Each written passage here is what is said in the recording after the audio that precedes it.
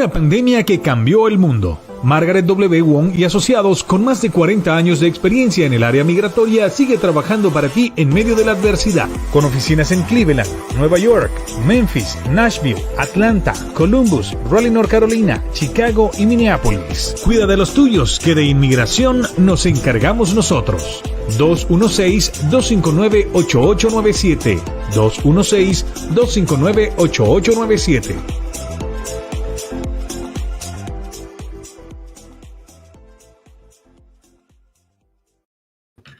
Buenos días, ¿qué tal? ¿Cómo están? ¿Cómo les va? Les saluda Juan Carlos Brando desde las oficinas de la abogada Margaret Wong, una de las 9 oficinas, por cierto, que nos encontramos aquí en la ciudad de Atlanta. También la abogada en estos mismos momentos está en la ciudad de Cleveland, Ohio, pero tiene oficinas en Columbus, Ohio, también en Chicago, Illinois, también en la ciudad de Memphis, Tennessee, Nashville, Tennessee, la ciudad de Nueva York, en el estado de Nueva York, obviamente, la ciudad de Raleigh, North Carolina, aquí la ciudad de Atlanta, Minneapolis, Minnesota, también muy frío por allá en el estado de Minnesota. Y bueno, nosotros que estamos por aquí en la zona más tropical, si se puede decir así, aunque hoy estamos a solamente 44 grados Fahrenheit, así que bueno, no es tanta la temperatura que estamos viendo el día de hoy. Cindy, buenos días, ¿cómo está?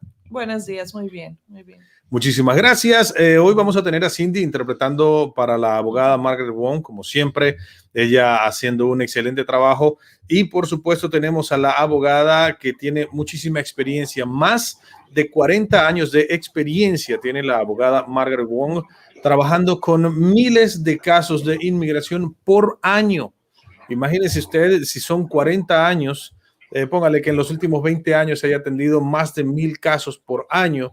Estamos hablando de una buena cantidad. Sí. Y les estoy diciendo 1,000, pero son 4 o 5,000 casos por año que se están atendiendo y que se está teniendo un resultado positivo. Ms. Wong, good morning. Thank you for having us. How are you doing today? I'm good, and good morning, and thank you. Thank you so much, Ms. Wong. Bueno, vamos a empezar hablando un poco acerca de lo que pasó la semana pasada con la reunificación de las familias. Esto fue una de las cosas más difíciles que ha ocurrido en los últimos años, donde miles de niños fueron separados de sus padres al entrar a la frontera y los padres fueron detenidos en un lugar. Los niños, sin importar las edades, fueron recluidos en jaulas, en celdas, en otro lugar, y muchos de ellos perdieron contacto por completo con sus padres. Más de 525 niños el año pasado todavía estaban separados de sus padres y ahora mismo la mayoría de ellos están siendo reunificados. Pero, ¿qué nos puede decir la abogada acerca de la reunificación de las familias que comenzó la semana pasada? Ms. Wong, we're going to start today's show about talking about the family reunion right now. We understand that many children, when they cross the border with their parents or with their relatives, they got separated. They got put in some types of jails, cells for kids. And we know that over 500 kids got separated from their parents. And last week, they began searching for the parents. This began probably the end of December or the end of last year. And last week, 105 kids got reunited with their parents. What can you tell us about this situation? This is a very controversial subject. And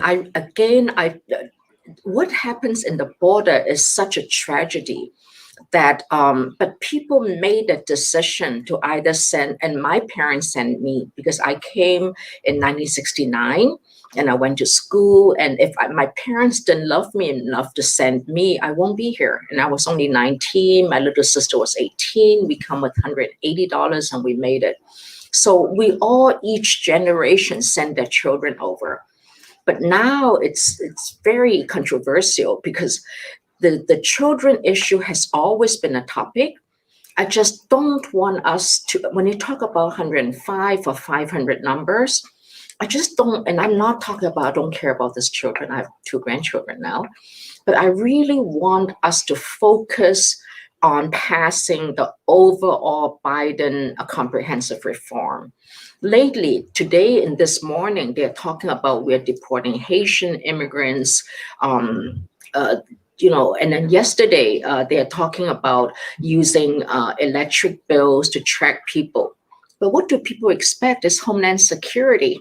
And why does CIS go into DHS, who went into Homeland Security in 03, 02? Because Homeland Security's mission is to enforce and to deport. So the reunification of children is a CIS and border function. So ultimately, and I know I'm off the tangent, ultimately, CIS and CBP should not belong to Homeland Security, because when Bush, the little Bush, came on to presidency, and after 9/11, quickly, 9/11 is September 11th of year 2000. By 2000 or 2001, by 2002, and again yesterday, Biden met with, or day before yesterday, Biden met with the president of Mexico to talk about the immigration reform. Exactly right before the Homeland Security bill passed in February of 2002, President Fox met with Bush and talked about immigration reform. That was right before September 11th, 9/11. And then the Homeland Security bill came in, and then DHS became 60% of the Homeland Security budget. And then CIS and CBP went into Homeland Security. Now, 18 years later, we are talking about separation of children, the 105 children, 500. They are all the sacrifices of 18 years of history of error from our American administration. So I think we need to get to the big picture before we let the media again talk about, that, because right now there's a problem, because there's still a lot of Trump supporters who are saying that comprehensive reform should never pass. We should never let these Latino people have papers, because then they're going to send more and more kids to come up and the families will be separated. So, but I don't want, and then that's a Republican. The Democrats now is saying, oh, we're chasing the headline. Oh, we got Biden. Biden is beholden to the immigration advocates. We should open our borders. We should let all these kids come to America because it's so sad. But the problem is we need to focus. Number one, our president and United States cannot chase headlines.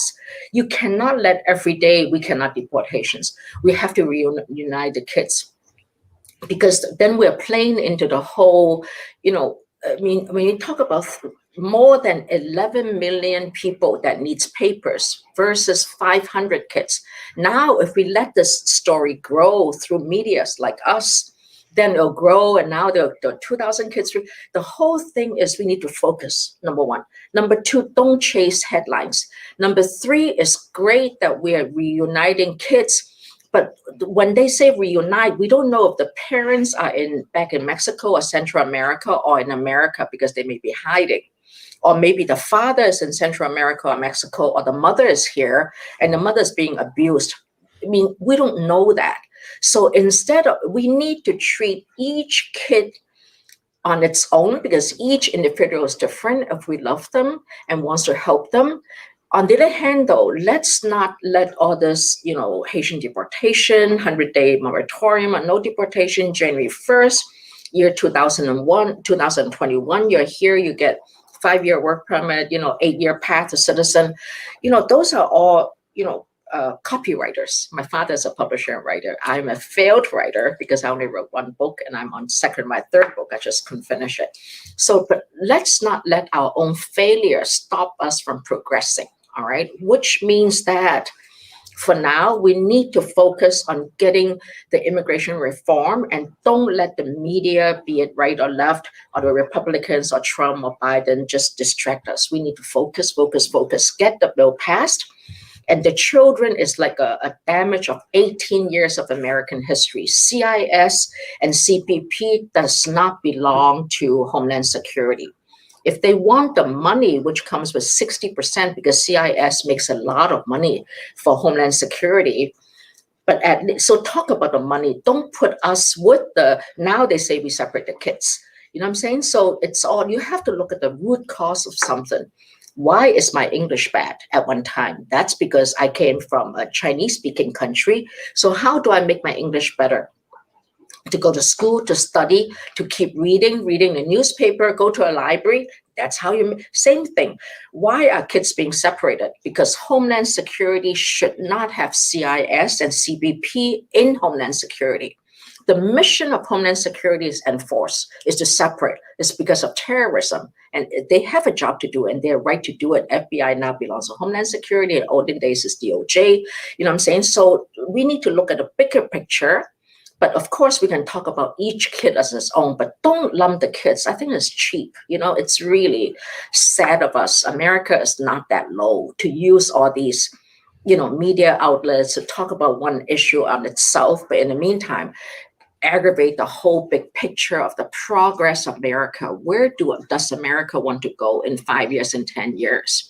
Do we want to let other countries overtake us?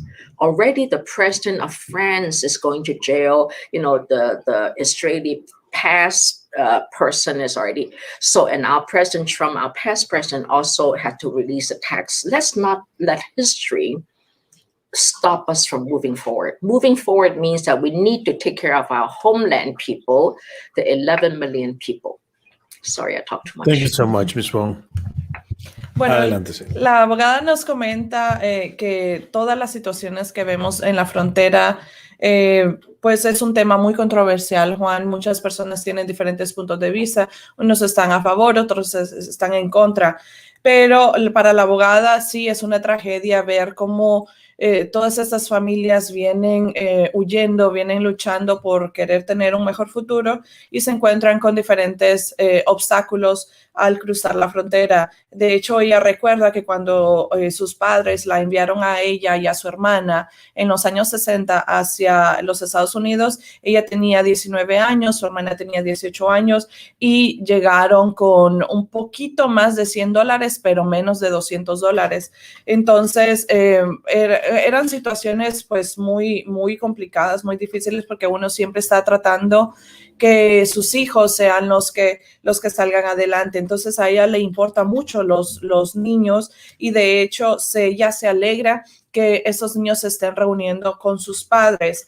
Pero también dice que tenemos que enfocarnos en que la administración del presidente actual, del presidente Biden, pase o apruebe la reforma migratoria que pueda ayudar a todos esos 11 millones de personas que están adentro del país y después enfocarnos con las personas que quieren cruzar, con esos 500 niños, con todas esas personas que están esperando en la frontera por una aprobación del asilo. Entonces, tenemos que enfocarnos, no dejemos, ella menciona que no dejemos que los medios de comunicación, la prensa, sean los que controlen la información, que sean los que dicten lo que se tiene que hacer y lo que no se tiene que hacer.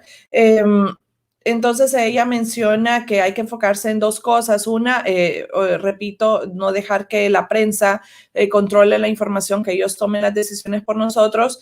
Y lo segundo es que sí, es bueno que se estén reuniendo, pero también tenemos que recordar que hay 11 millones de personas que necesitan también de arreglar su estatus. También ella estaba mencionando que, y es algo que me gustó mucho, Juan, lo que ella está diciendo, que no dejemos que nuestros propios errores, nuestras propias, las cosas que no nos salieron bien, determinen nuestro futuro. No dejemos que estas cosas nos paren de querer alcanzar nuestros sueños, de querer soñar y de querer lograr nuestros objetivos. Entonces, eso es algo que me gusta, que la abogada siempre nos orienta y nos da sus consejos de vida, Juan. Claro que sí. Bueno, vamos a tomar una llamada por acá mientras tanto y nos ayuda por aquí nuestro equipo. Y bueno, la abogada pues está mencionando muchísimas cosas, pero dice, no hay que enfocarnos en los problemas que tenemos en nuestra historia, y hay muchos problemas. Hay que enfocarnos en lo que está pasando con estos más de 11 millones de personas que quizá están en problemas en estos momentos, que necesitan una documentación. Así que, bueno, muchísimas gracias a la abogada Margaret Wong por esta respuesta. Recuerden que la abogada, usted la puede ubicar a este número de teléfono, 216-259-8897, 216-259-8897. Tenemos preguntas que llegan a través de nuestro Facebook, nuestra transmisión. Nos dice Carlos, ¿cómo puedo extender mi tiempo si mi OPT está a punto de expirar? No califico para extensión del OPT. Mi empleador está haciendo una aplicación para un PERM, pero está tomando mucho tiempo. ¿Debería quedarme en los Estados Unidos mientras espero, o hay alguna otra forma como pueda mantenerme legalmente aquí esperando? Ms. Wong, this question is related to the OPT. The person says, how can I extend my time if my OPT is about to expire? I don't qualify for OPT extension, and my employer is filing for PERM, but it's taking a while. Should I stay in the U.S. while waiting, or is there any other option to remain legal while waiting here? That's a very, very good question. And the reason why this person asked the question, these are legal. So let's come back to the basics of immigration practice. There's a litigation. That means we go to court, and if immigration deny our green card application, we go to court and fight the case. If immigration deny our asylum application, we go to court and fight the case. If immigration deny my investment case, I go to court and fight the case. That's litigation. Now, on the other hand, if I'm a green card holder, I want to sponsor my daughter to come to America with a green card. That's family practice, all right? That's an I-130 practice. So that's another team of lawyers who does family. So now you have litigation, you have family. There's another team of lawyers who does employment-based. So for example, what is employment-based? Employment-based is OPT, H-1B, H-2, TN visa, which only Mexicans and Canada have. That's why I'm very happy she's asking this question. I don't know what country she's from or he's from. I presume it's not from Mexico because she has OPT. If she's from Canada or Mexico, she can extend her time on TN visa. Mexican TN is just like Canadian TN. It's harder than Canadian TN, but it's easier than H-1B. So I presume she's not from Mexico because TN visa she would know to extend. So assuming she's not from Mexico or Canada, how can I extend? So again, parallel track. On the one hand, I'm here on F1. F1 is a foreign student visa. After my 2-year associate, I can get OPT. Then I go to my 4-year bachelor, which is another 2 years, I got my OPT. Then I can get my MBA or my JD. Then I get my OPT. Then I can get my PhD and get my OPT, all right? Now, if you're STEM, that means if you're science, you're math, science, engineering, I presume she said she's not, because she said, I have no way to extend my OPT. And most students know STEM, so I presume she's not a STEM. If you have STEM, that means if you have science major in bachelor's or master's, you can get a 24 months STEM OPT. What is STEM? STEM is science. What is OPT? OPT for STEM people means that the employer has to E-Verify. E-Verify is a government program that they have authority to check all the I-9s and all the employees of the business to make sure they're legally hired. So if the employer is a E-Verify company, the foreign person who works for you after OPT could get a STEM OPT was 24 months. Now, OPT, you can work for free. You can volunteer. After 90 days, you need that letter. Of course, each time you get a new job, you need a letter to go to DSO, the Foreign Student Advisor. But after once you finish your 12-month OPT, the STEM OPT, so the question is, how can I extend my OPT? I can do TN visa, but if I'm not from Mexico or Canada, I cannot do TN. Then the second question is, how else can I stay? I can get stamp OPT, but if I'm not science, I cannot get stamp OPT. If I'm from any Central America or Venezuela or Brazil, I can also get H-1B. So H-1B is starting registration of the business on March 9th. That's a very important date because there's only 65,000 numbers for H-1B.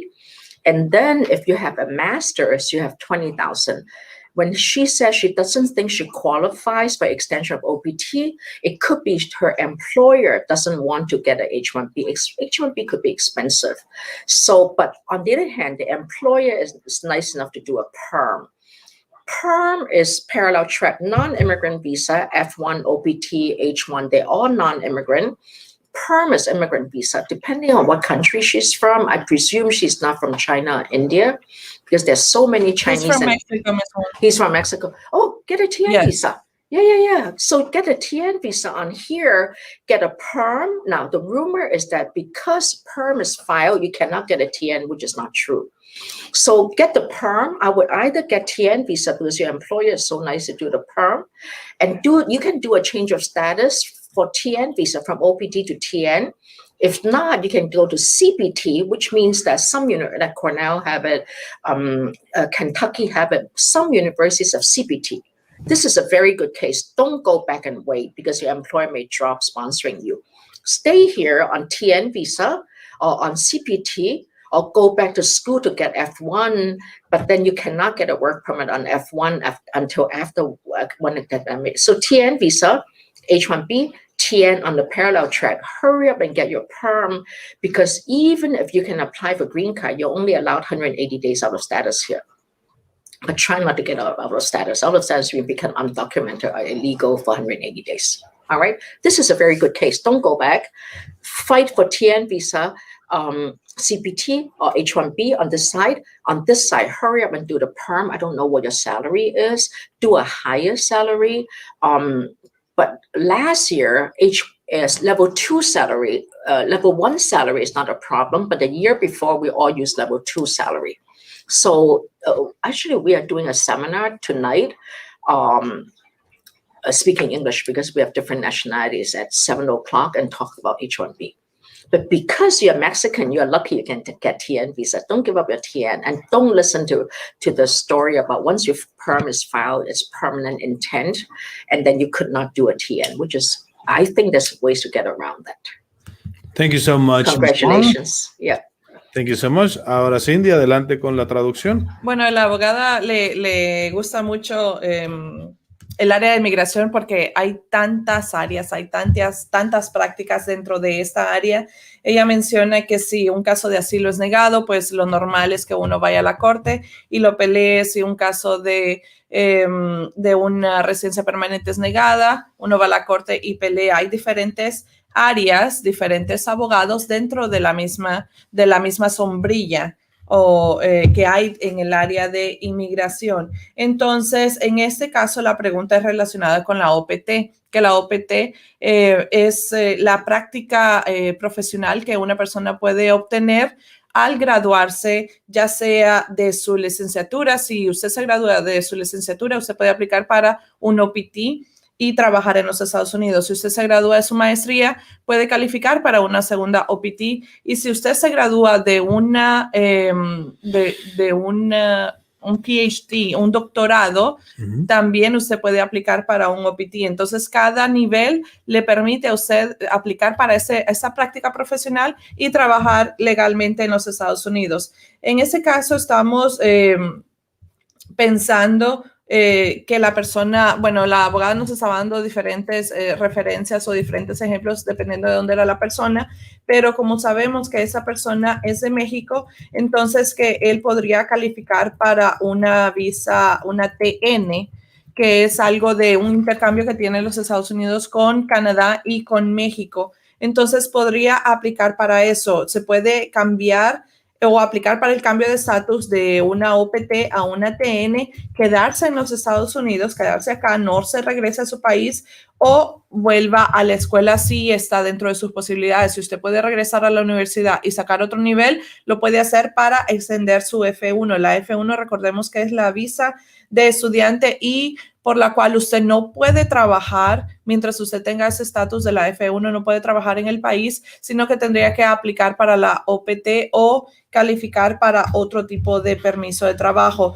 La abogada recomienda que no se quede sin estatus. Recordemos que no pueden quedarse sin estatus por más de 180 días, lo cual lo volvería una persona indocumentada cuando pasa este periodo de tiempo. Entonces, lo mejor es esperar, aplicar para esa visa TN y también está muy bien que su empleador esté aplicando por la PERM, pero sí se puede llevar varios casos a la vez, entonces se podría aplicar para esta TN también, Juan. Sí, el PERM es también conocido como la certificación laboral. Es lo que mucha gente conoce y mientras estás esperando otro caso, es lo que la abogada siempre menciona como el parallel track. Mientras estamos haciendo una cosa, estamos haciendo la otra al mismo tiempo, porque no hay una limitación en el tema de inmigración a que usted debe solamente aplicar un solo caso, sino que usted puede hacer los dos casos. That's why Ms. Wong is so successful with the cases, because she always does the parallel track, which is really good. Thank you so much, Ms. Wong, for sharing your knowledge with us. Muchísimas gracias a la abogada por compartir sus conocimientos. Tenemos muchísimas preguntas, así que vamos con la segunda de ellas. Nos dice Judy, buenos días, feliz miércoles. Una pregunta, entré en el año 2019 a los 16 años de edad, pero no hice una solicitud de asilo. ¿Cómo puedo hacer ahora? Ms. One, this question says, good morning. My question is that I came to the States in 2019 and when I was 16 years old, but I did not file for asylum. What can I do now? You came in 2019, now is 2021. You didn't miss it that much. If you have a good story, absolutely file it and explain why. And you are still a minor, you're only 18, 19. In immigration asylum law, a minor is someone under 18, but intellectually, you're still a child. If you have a good story and you feel you have that fear because of race, nationality, political opinion, a member of a special group, then absolutely file it now. As long as you're under 21, under 18, and it's okay. Another thing you may want to look at is maybe you're already over 18. Certain states in America allows ward of court if your parents are not here. That means the state or the U.S. government would take over the custody of you, but you waive like the welfare. You don't need their money. Then you can also get a green card under ward of court because you were so young. And I don't know if you came alone and stuff like that, or if you're caught at the border. And that's what they're talking about, separation of children. But you know something? You're going to grow up to be great. I came as 19 and we all came somehow, somewhere with or without papers. And here we are. And good luck. Bueno, la abogada nos comenta, Juan, de que si no ha pasado tanto tiempo desde que la persona entró, 2019, 2021, y es un año lo que el periodo de tiempo que uno tiene para poder aplicar para el asilo, ella no ha pasado tanto tiempo. Entonces, la abogada dice que si usted tiene una muy buena historia del por qué usted quiere calificar o quiere aplicar para el asilo, que lo haga en este momento. Estamos creyendo que usted todavía es una menor de edad. Menor de edad es toda persona que tiene menos de 21 años.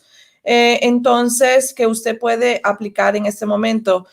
También si usted tiene entre 18 años o más, creo que puede aplicar para la guardacustodia. En algunos estados. En algunos estados, la guardacustodia significa de que el estado se va a hacer cargo de usted y entonces eso es lo que se podría aplicar. Entonces habría que ver en qué estado usted se encuentra, cuántos años tiene en este momento y ver qué tan buena es su historia para calificar para el asilo. Entonces le recomendamos que vaya con un abogado, Juan. Claro que sí, ya me parece que la abogada estuvo hablando con alguien con un caso parecido a este hace algunos días. Solo tiene que llamar porque hay 13 estados 13 estados en los Estados Unidos donde se puede hacer este procedimiento que mencionaba la abogada, y lo permiten hacer hasta los 21 años. Hay otros donde lo permiten hasta los 19, pero creo que en el estado donde usted se encuentra tiene la posibilidad de hacer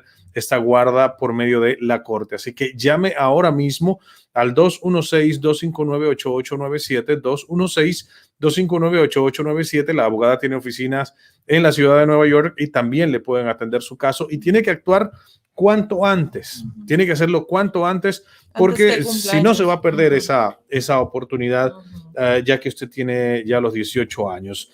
Recuerden, la abogada tiene oficinas en 9 ciudades de los Estados Unidos: Atlanta, Chicago, Columbus, Cleveland, Memphis, Minneapolis, Nashville, Nueva York y Raleigh, North Carolina. Y el número de teléfono es el mismo: 216-259-8897, 216-259-8897. Creo que me faltó mencionar Minneapolis. Allá también tiene oficinas la abogada Margaret W. Wong. Pero atiende casos en todos los Estados Unidos. En todos los Estados Unidos atiende los casos, no importa si es en Texas, en California, cualquiera de estos estados. Vamos con la siguiente pregunta rápidamente. Tengo un hermano que está a punto de cumplir 21 años. Es ciudadano de los Estados Unidos. ¿Él le podría arreglar a mi mamá? Ella tiene 17 años viviendo en los Estados Unidos. No ha salido. Ella entró sin inspección. Ms. Wong, this question says, my brother is about to turn 21. He is a U.S. citizen. Can he apply for my mom? She has been living in the States undocumented for 17 years, and she has never left. The good news on this case is child is over 21, definitely could file the I-130. And if mom had filed tax return for more than 10 years, even though we still need the A64 form for the child, but the mother could self-sponsor. So that's very good. So I-130, yes, you could file it. And the mom, if filed tax return for more than 10 years, which most of us have because we lived here for 17 years, the answer is yes. The issue, and also the good news, is she never left, which means just no perm bar. The only problem, and that's why we need Biden to change the law, is that because she entered undocumented. So the one thing is, if she entered documented with either H2 visa, H1 visa, tourist visa, when the child is over 21, we can directly do an adjustment of status, even though the child probably has no income, because she has tax return for more than 10 years. The problem in this case is she entered undocumented, which means that she entered without a visa, probably never caught. So because she was never caught, she has no deportation final order. She's under the radar. She just worked and raised the children. That's awesome. So, and also this child probably came to America with her when the child is 4 years old. So how did this child get citizen? Oh, because the child couldn't be born here. This child is 21. Because she only came 17 years ago. So how did this child become a citizen? And that's another question. Maybe it's from the spouse, the ex-spouse who sponsored the child, because she's only here 17 years. So once you find out how the child gets citizenship, absolutely the child can sponsor her and petition for her, but she cannot get the green card, even though the child is over 21, even though she has no criminal record, even though she has no perm bar. That's why most of the 11 million people have this scenario. That's why my heart goes out for you. Even though you have done everything right in America, we cannot help you get a green card. And we need to figure out other ways to do it. If you have younger children, maybe think of 42B, sick children, but if you're normal, just like all of us, those cases are difficult. This is why we have to get the law passed. We cannot let all the presidents, Democrat, Republicans, stop us. Bueno, la abogada nos comenta que ese tipo de casos es un caso de petición familiar. Lo normal sería poder aplicar usando la forma la I-130, que es la de petición familiar, siempre y cuando tomando en cuenta que el muchacho pues ya tiene los 21 años o más y que la mamá ha hecho sus impuestos por al menos 10 años, entonces podría aplicar con la I-130. No tendría un castigo permanente, no tendría una barra, ya que no ha estado entrando y saliendo de manera ilegal de los Estados Unidos. Ahora, la abogada se estaba preguntando cómo el hermano se hizo ciudadano, porque si ella tiene 17 años de estar viviendo acá y el muchacho ya tiene 21, entonces, ¿de qué manera se hizo ciudadano? No concuerdo por ahí. Entonces, habría también que ver cómo se hizo ciudadano él y la abogada pues la invita a que venga a la oficina para poder verle su caso, pero sí se podría aplicar con una petición familiar, una forma I-130, Juan. Así es. Bueno, por aquí nos dicen también hay muchas preguntas, pero fíjate que no me había dado cuenta de algo que sí notó la abogada. Si el muchacho tiene 17, va a cumplir 21 y la mamá 17 años aquí, ¿cómo es que? ¿Habrá sido por el papá? Puede haber sido otra situación. Entonces todo eso hay que tratar de explicarlo a inmigración en todo caso. Recuerden, el número de teléfono de la abogada es 216-259-8897. Tenemos más preguntas. Por aquí nos dicen, hola, no vayan a saltarse mi pregunta, por favor. Pero todavía no tenemos la pregunta, Zoilita, así que le agradecemos si la puede escribir. Recuerden, la abogada tiene oficinas en 9 ciudades, pero eso no impide que pueda ayudarle en cualquier estado donde usted se encuentre. Ayuda a muchísimas personas en Arizona, en el estado de Texas, en el estado de California, que es donde está la zona fronteriza, también casos en la Florida. Bueno, en cualquier estado la abogada le puede ayudar. Los abogados que trabajan para ella están siempre disponibles para ir, presentarse en la corte, estar haciendo todas las mociones que hay que hacer, todo lo que corresponde, y la abogada les puede ayudar. Si usted quiere hablar con ella, el número de teléfono es 216-259-8897, 216-259-8897. No vemos la pregunta de la persona que nos escribió. Buenos días, no se vayan, falta mi pregunta. Pero realmente no la tenemos por aquí la pregunta, así que ya vamos a tener que despedir. Cindy. Ms. Wong, is there anything else that you can add today? Hubo una noticia la semana pasada acerca del programa Quédate en México. ¿Qué actualizaciones hay acerca de este programa? Ms. Wong, what updates do you have about the program Remain in Mexico for the third country, or Quédate en México? Now they are slowly letting people come in, like 300 a day, to be adjudicated by the officers to see if they qualify. Could they parole in, or could they be bonded in, and stuff like that. That's the first thing. For the rest of the people who may or may not have papers, even though you already have a green card and you want to be a citizen, make sure you collect all your tax returns. Make sure and if you have not filed tax, make sure you file taxes, even with the W-7, because one of the Biden proposal is you have to file tax. And make sure you don't have any more criminal record, because right now we don't know yet how many DUIs could you have or how many criminal record do you have. And absolutely don't sell drugs by a school, by a church.